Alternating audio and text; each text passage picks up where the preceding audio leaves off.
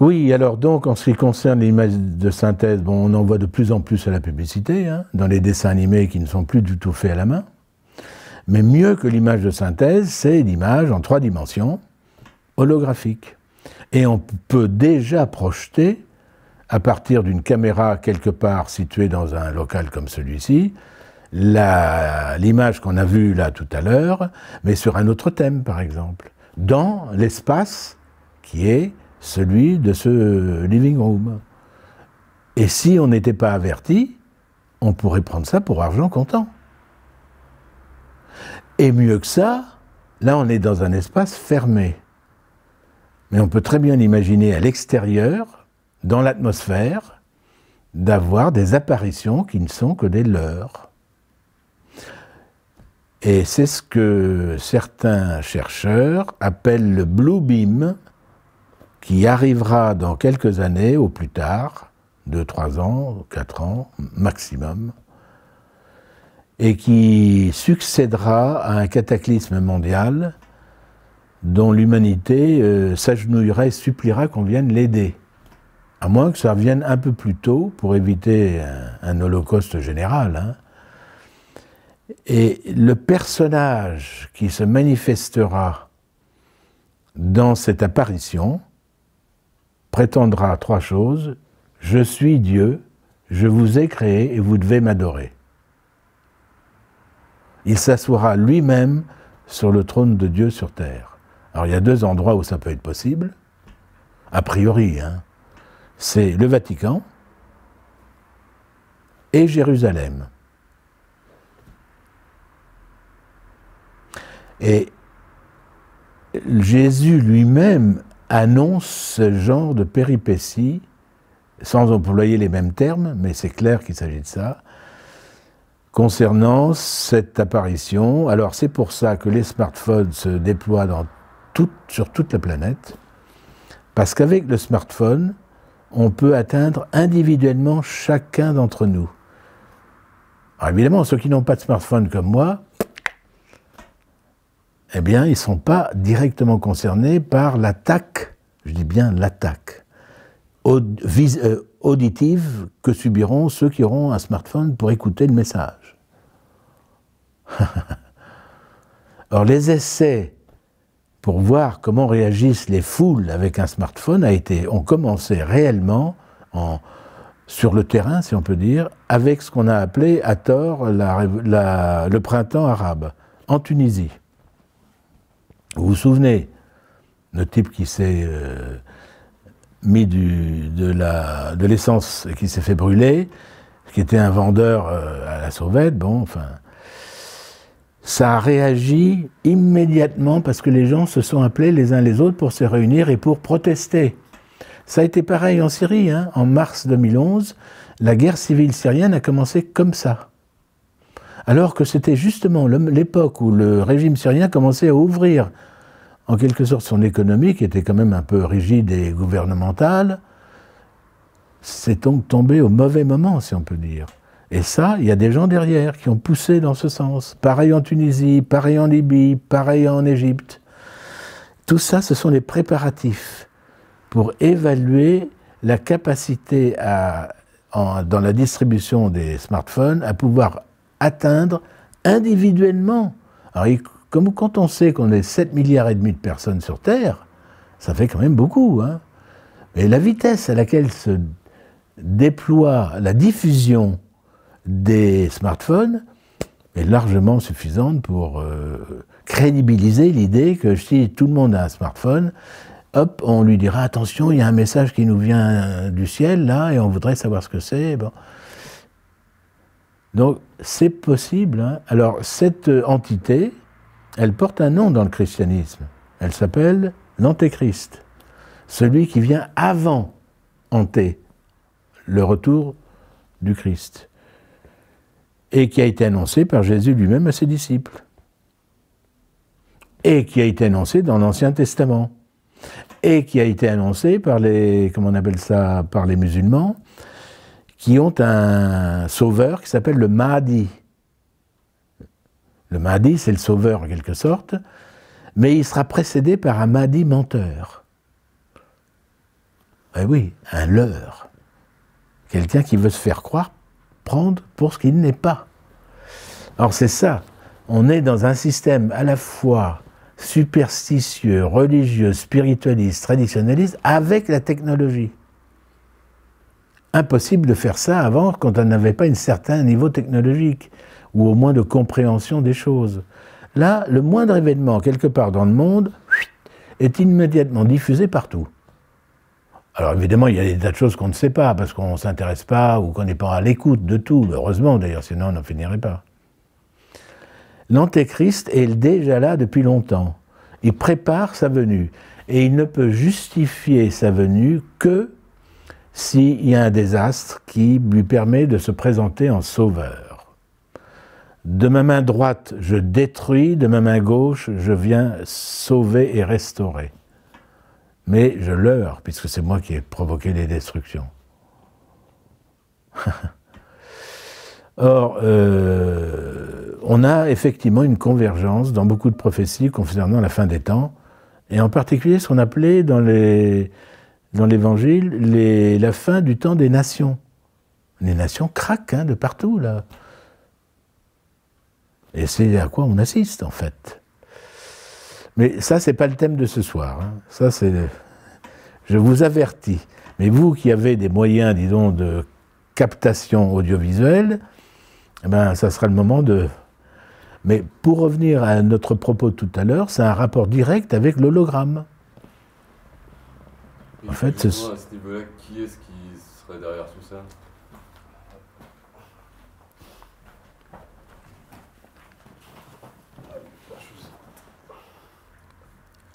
Eh ben, moi, je pars de l'hypothèse, qui n'est pas une hypothèse scientifique, qui est une hypothèse théologique et religieuse, mais qui me paraît conforme aux enseignements traditionnels et à l'ésotérisme, c'est que chaque planète du système solaire, et aussi le Soleil,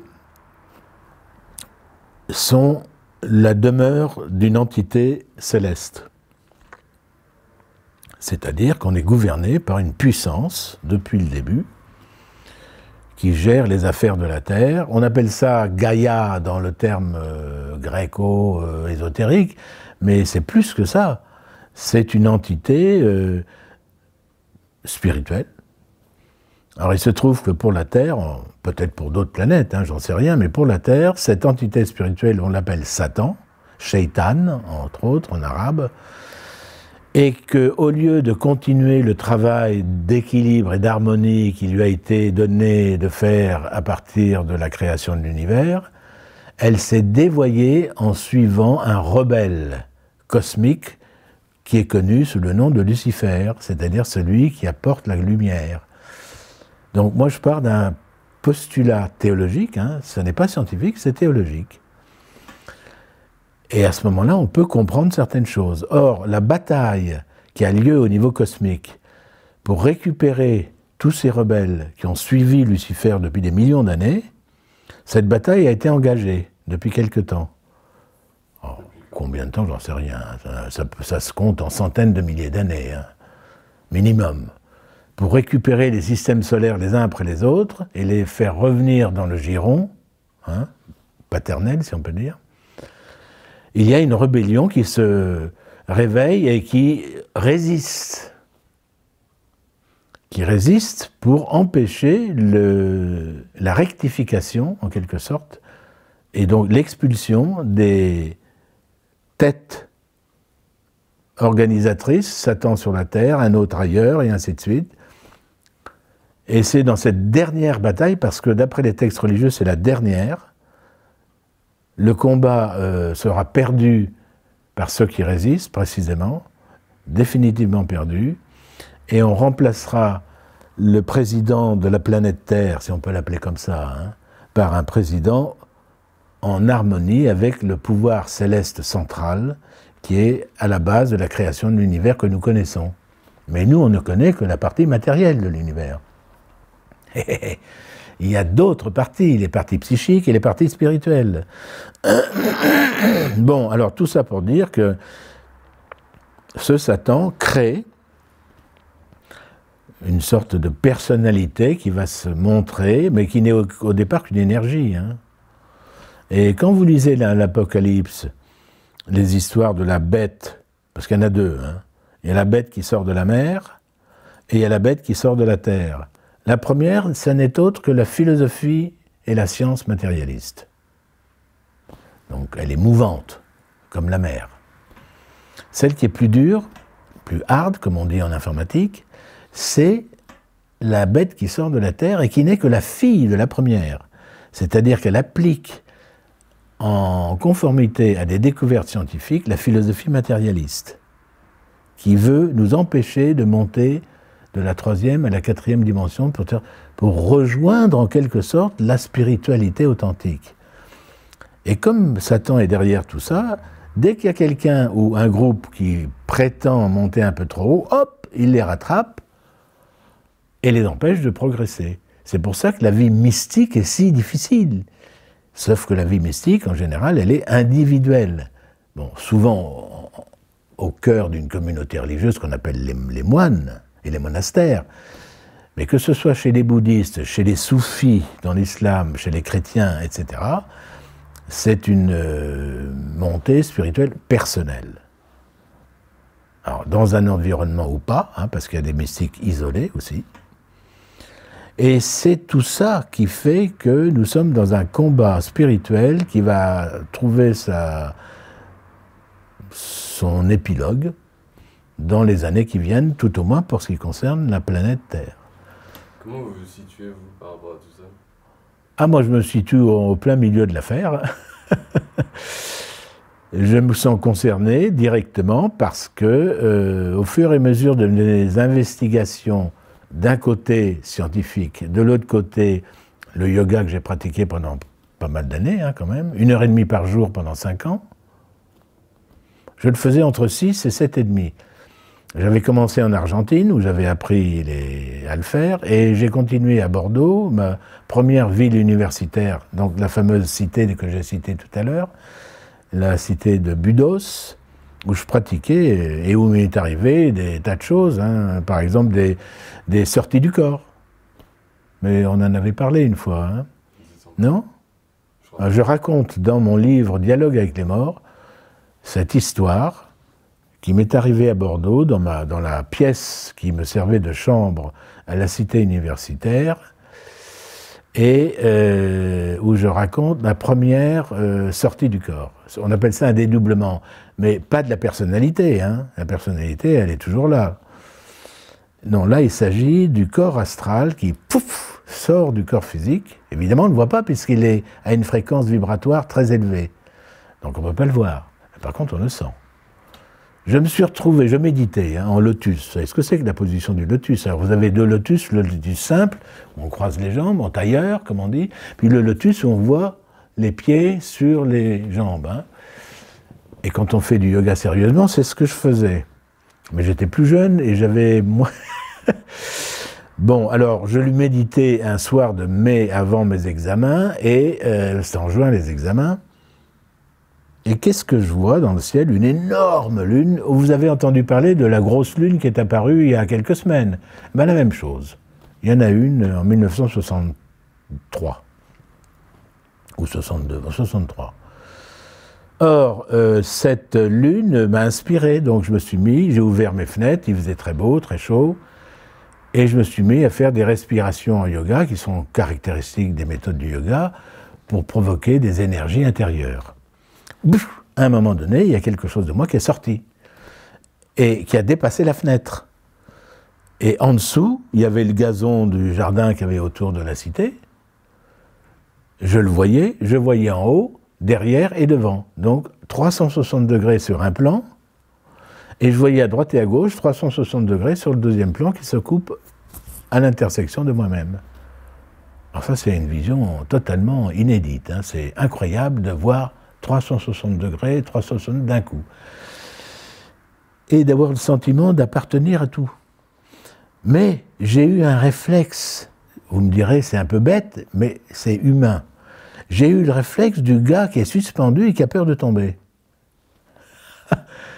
De ce fait, j'ai été rapatrié mon corps astral m'a rapatrié sur mon corps, je suis tombé en syncope,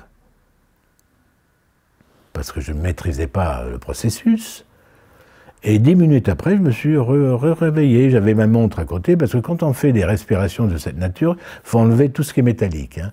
En fait, on est en slip sur 1 mètre carré de tissu en laine, par exemple. Bon.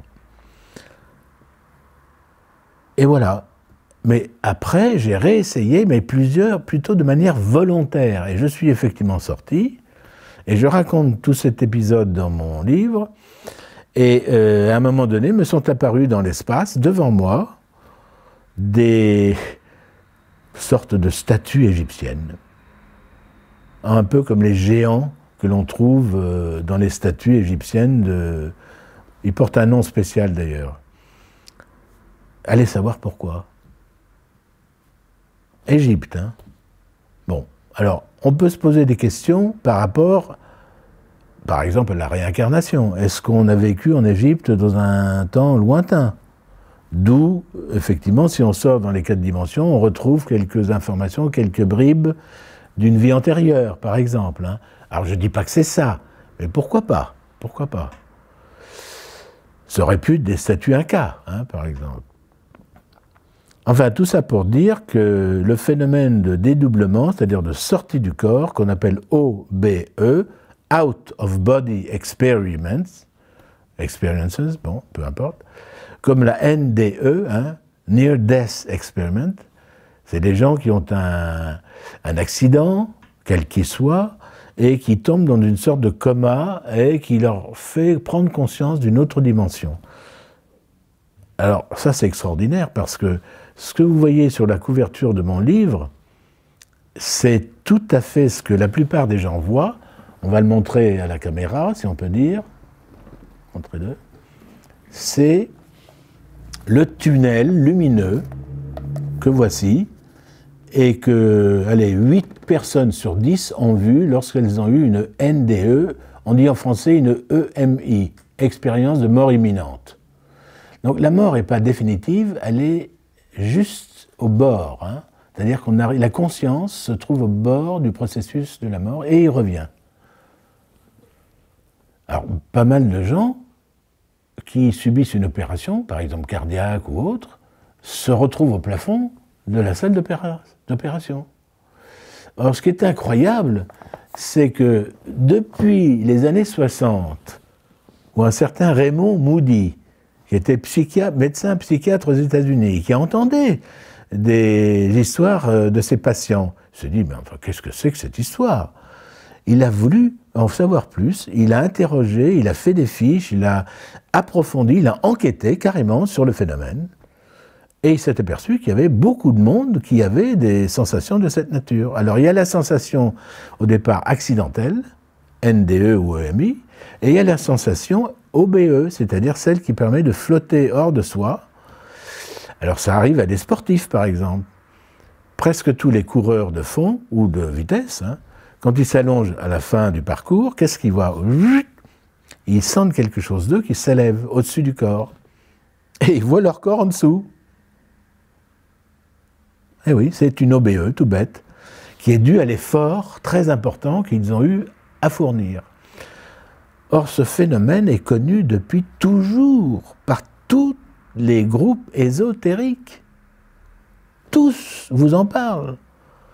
Et certains vous disent, mais il y a des moines qui font des transferts de déplacement, par exemple, entre le Vietnam et la France en quelques secondes, parce qu'il n'y a plus d'espace. Ce qu'on appelle l'espace à 3 dimensions n'existe plus. Quand on passe par la 4e, on passe du point A au point B sans passer par l'espace intermédiaire. Moi, j'ai un cas comme ça qui m'a été révélé il y a une dizaine d'années par un ami d'un de mes oncles qui était militaire au Vietnam et qui un jour s'est trouvé dans une situation difficile. Il apprend disons, sa famille était restée en France. Et apprenant, disons, la mort d'un de ses enfants et la déprime qui a suivi chez son épouse qui était là-bas, il s'est confié à un militaire vietnamien qui était sous ses ordres et il lui a dit « T'inquiète pas, tu veux aller la voir, je t'y emmène ». L'officier français est quand même très étonné. s'assoit sur une chaise et l'autre lui fait des passes magnétiques dessus, claque des mains et il s'est retrouvé dans sa maison en France. Eh oui, à 10 000 kilomètres au moins. Et alors il n'a pas pu parler avec les gens, mais il a vu et il a pu apporter, ne serait-ce que par sa présence, un certain réconfort. Eh bien, faire ce genre d'action, ça veut dire que le Vietnamien connaissait des formules et des secrets qui relèvent de l'ésotérisme, mais qui sont archi connus depuis toujours. Les chamans font pareil, les mystiques font pareil, les grands guérisseurs font pareil, les yogis, alors n'en parlons pas, ils font ça, je parle des grands yogis, hein, évidemment. Les yogis font pareil. Ils font beaucoup mieux, si on peut dire. Vous leur demandez une corbeille vide, et vous leur dites, est-ce que vous pouvez la remplir de fruits et légumes? Ils vous disent, oui, retournez-vous. Ils se retournent, revenez, et la corbeille est pleine. Alors de deux choses l'une, ou bien ils ont hypnotisé le consultant, ce qui est possible, mais ça c'est plutôt du fakirisme. Ou bien ils ont créé de la matière dans des structures déjà existantes, et pour eux c'est simple, parce qu'ils manipulent la matière à volonté. Mais tout être humain peut faire la même chose, sous réserve, 1, de se purifier intérieurement, 2, d'apprendre des techniques de manipulation de la matière. Car au départ, ce sont des techniques. Malheureusement, ou plutôt non, heureusement, ça n'est pas donné à tout le monde comme ça. Et il est hors de question de livrer ce genre de pouvoir au premier venu, parce qu'on voit actuellement, avec la criminalité qui est partout, à tous les niveaux, dans tous les milieux, dans toutes les races, etc., dans toutes les nations, il faut d'abord que l'humanité soit purifiée avant que le reste passe au niveau de la conscience 4e dimension et que ces pouvoirs deviennent naturels, car on les a en nous. Vous voyez ce que je veux dire? Ce sont des pouvoirs enfouis, que probablement certains qui nous ont précédés il y a des millénaires et des millénaires et des millénaires avaient, et lorsque l'homme est tombé dans la matière, sans pouvoir en sortir, il a perdu ses pouvoirs, justement. Alors, ceci dit, oui, exactement, ceci dit, bon, on verra tout ça prochainement, enfin, pour ceux qui vivront encore à ce moment-là. Avez-vous une autre question à me poser? On se ressent